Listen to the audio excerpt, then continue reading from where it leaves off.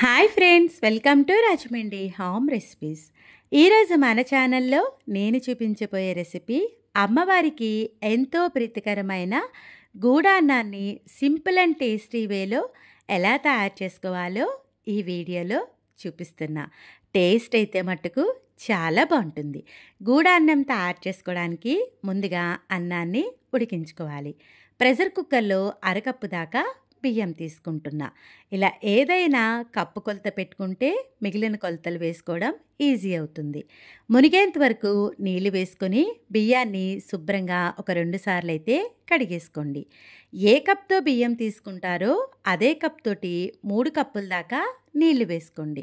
ఇలా నీళ్లు కొద్దిగా ఎక్కువగా వేసుకుంటేనే అన్నం మెత్తగా ఉడుకుతుంది, కూడా అన్నానికి బాగుంటుంది. స్వీట్ టేస్ట్ ఎన్హాన్స్ అవ్వడానికి చిటికెడు సాల్ట్ కూడా వేసుకొని మిక్స్ చేసుకోవాలి. కుక్కర్ పైన మూత పెట్టేసి విజిల్ పెట్టి మీడియం ఫ్లేమ్ మీద ఒక 4 విజిల్స్ అయితే రానివ్వండి. అన్నం ఇలా విజిల్ వచ్చేలోగా ఇంకొక బౌల్లోకి ఏ కప్తో బియ్యం తీసుకుంటారో అదే కప్ తోటి తురుము పెట్టుకున్న బెల్లాన్ని 2 కప్పులు వేసుకోండి. ఇలా బెల్లాన్ని డబుల్ క్వాంటిటీలో వేసుకుంటేనే గూడాన్నం రుచిగా ఉంటుంది. బెల్లం తురుము తీసుకున్న కప్పుతోటే అదే కప్పుతో 2 కప్పుల దాకా నీళ్ళు వేసుకోండి. బెల్లంలో నీళ్లు వేసి 5 నిమిషాల పాటు అలానే వదిలేసేయండి. ఇక్కడ కొద్దిగా ఇలాచీ పౌడర్ని కూడా వేసేసి పక్కకు పెట్టేస్తున్నా. స్టవ్ ఆన్ చేసి ప్యాన్ పెట్టి 1 టేబుల్ స్పూన్ దాకా నెయ్యి వేసుకోండి. నేతిలో మీకు నచ్చిన డ్రై ఫ్రూట్స్ వేయించుకోవచ్చు. నేను ఇక్కడ బాదం అయితే వేయిస్తున్నా. మీడియం ఫ్లేమ్లో పెట్టుకుని బాదంని వేయించండి. బాదం ఇలా వేగిన తర్వాత పక్కన పెట్టుకున్న కిస్మిస్ కూడా వేసుకోవాలి. కిస్మిస్ వేసిన తర్వాత ఒకసారి కలిపేసి స్టవ్ ఆఫ్ చేసేసుకోండి. ఆ వేడికే కిస్మిస్ చక్కగా వేగిపోతుంది. చూడండి, బాదం కిస్మిస్ బాగా వేగినాయి కదా. ఇప్పుడు బౌల్లోకి వేయించి పెట్టుకున్న డ్రై ఫ్రూట్స్ని నెయ్యి లేకుండా తీసేసుకోండి. పక్కన పెట్టుకున్న బెల్లం వాటర్ని అదే ప్యాన్లో వేసుకోవాలి. ఇలా వేసుకున్న తర్వాత స్టవ్ ఆన్ చేసి మీడియం ఫ్లేమ్లో పెట్టుకుని గరిటెతో కలిపేసుకోండి.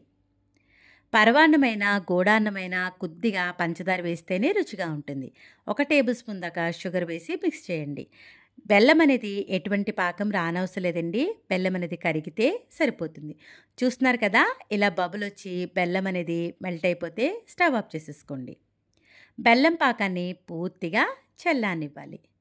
ఇది చల్లారేలోగా కుక్కర్ పైన మూత తీసి అన్నం ఉడికిందా లేదా చూద్దాము. చూస్తున్నారు కదా, బాగా ఉడికింది కదా. అన్నం ఇలా వేడిగా ఉన్నప్పుడే గరిటెతోటి వీలైనంత మెత్తగా మ్యాష్ చేసుకోండి. మ్యాషర్ కానీ గరిటె కానీ యూస్ చేసి అన్నం అనేది పలుకులు లేకుండా వీలైనంత మెత్తగా మెదిపేసుకోవాలి. అన్నం ఇలా వేడిగా ఉన్నప్పుడైతేనే మెత్తగా మనకి మ్యాష్ అవుతుంది. బెల్లం పాకం కూడా చల్లారిపోయింది కదా. ఒకసారి గరిటెతో కలిపేసుకోండి. స్టవ్ని ఆన్ చేయకుండా ఉడికించి పెట్టుకున్న అన్నాన్ని బెల్లం పాకంలో వేసుకోవాలి. ఒకేసారి మొత్తం అన్నం అంతా వేయకుండా కొద్ది కొద్దిగా వేసుకుంటూ ఎక్కడ కూడా ఉండలు లేకుండా బెల్లం పాకంలోకి అన్నం అంతా బాగా కలిసేలాగా కలిపేసుకోండి. ఇలా కొంచెం కొంచెం వేసుకుంటూ ఉండలు లేకుండా బాగా మిక్స్ చేసుకోవాలి. ఇలా మొత్తం అన్నం అంతా కూడా బెల్లం పాకంలో మిక్స్ చేసిన తర్వాత స్టవ్ ఆన్ చేసుకోండి. ఫ్లేమ్ని లో ఫ్లేమ్లో పెట్టుకుని 10 నిమిషాల పాటు అన్నాన్ని ఉడికించుకోండి. అవసరం అనుకుంటే మధ్య మధ్యలో మూత తీస్తూ గరిటెతో కలుపుతూ ఉండండి, లేదు అంటే అడిగంటుతుంది. చూస్తున్నారు కదా, ఇలా కలిపేటప్పుడు కూడా ఎక్కడైనా ఉండలుంటే మ్యాష్ చేస్తూ కలపండి.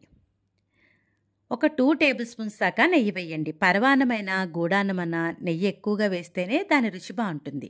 నెయ్యి అంతా కూడా బాగా కలిసేలాగా కలిపేసుకోవాలి. అన్నం ఇలా బాగా దగ్గర పడిన తర్వాత ఒక 1/4 కప్పు దాకా ఎండు కొబ్బరి తురుము వేసుకోండి. చాలా రుచిగా ఉంటుంది. మీ దగ్గర ఎండు కొబ్బరి తురుము లేకపోతే పచ్చి కొబ్బరి తురుముని నేతిలో వేయించి కూడా వేసుకోవచ్చు. కొబ్బరి తురుము అంతా కూడా అన్నంలో బాగా కలిసేలాగా ఈవెన్గా మిక్స్ చేసేసేయండి. ఇలా అంతా బాగా కలిపిన తర్వాత దీనిపైన మూత పెట్టేసి లో ఫ్లేమ్లో మరొక 5 నిమిషాల పాటు కుక్ చేయండి. 5 నిమిషాల తర్వాత మూత తీసి చూద్దాము.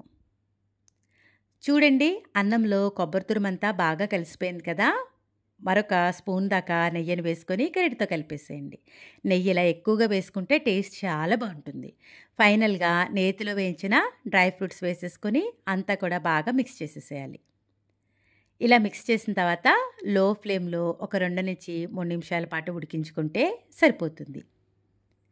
అన్నం ఇలా కాస్త పల్చగా ఉన్నప్పుడే స్టవ్ ఆఫ్ చేసేసుకోండి. ఇది చల్లారిన తర్వాత మరి కాస్త గట్టిపడుతుంది. మరీ దగ్గరగా అయ్యేంత వరకు కూడా ఉంచకుండా ఈ స్టేజ్‌లో స్టవ్ ఆఫ్ చేసుకోండి. అంతే, ఎంతో సింపుల్ అండ్ టేస్టీగా అమ్మవారికి ప్రీతికరమైన గూడాన్నం అయితే రెడీ అయిపోయింది. గూడాన్నం తయారు చేయడం ఇంత ఈజీయా అనిపించింది కదా! వీడియో నచ్చింది కదా! అయితే ఒక్క లైక్ ఇచ్చేయండి. మీరిచ్చే లైక్ వల్ల మన వీడియో ఇలాంటి మరికొంతమందికైతే రికమెండ్ అవుతుంది. ఇంకెందుకు ఆలస్యం, నేను చెప్పిన ఈ కొలతలు ఫాలో అవుతూ మీరు కూడా అమ్మవారికి ప్రీతికరమైన ఈ గూడాన్నాన్ని ట్రై చేసి ఎలా వచ్చిందనేది మీ అమూల్యమైన ఫీడ్బ్యాక్‌ని నా కామెంట్ సెక్షన్‌లో తెలియజేయండి. Thanks for watching my video. Please like, comment, share, subscribe my channel.